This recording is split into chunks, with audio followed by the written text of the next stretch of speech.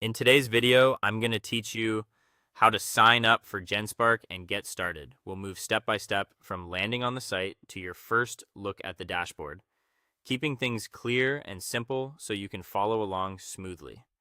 All you need is a web browser and access to the email account you plan to use. Start by opening the Genspark website in your browser. If you're typing the address, double check the spelling or search for Genspark and select the official result. Confirm you see the lock icon in the address bar, which indicates a secure connection.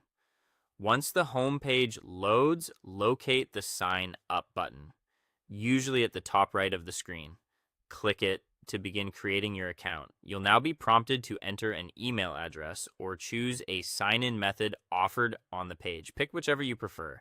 Using your email is straightforward and works everywhere, while single sign-on options can be faster if you already use them.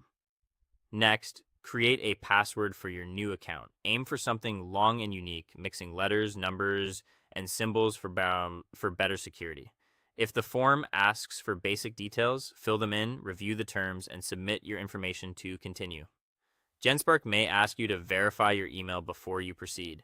If you see that request, open your email inbox in a new tab. Look for the message from Genspark and click the verification link inside. If it's not in your main inbox, check spam or promotions folders and give it a minute or two to arrive in.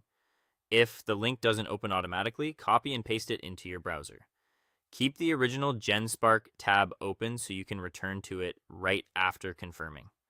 Once verified, head back to Genspark and log in using the same email and password you just set, or the same sign-in method you selected earlier.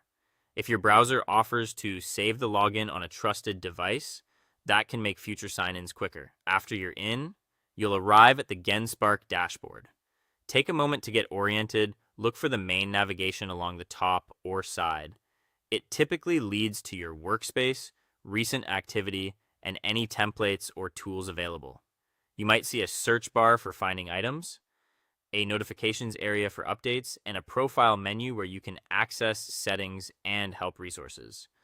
Hover over icons to see quick labels and open sections to learn what they do.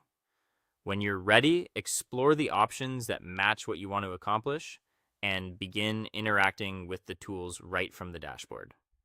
That's it. You've opened the site, created and verified your account, logged in, and taken your first tour of the Genspark dashboard. You're all set to start using Genspark.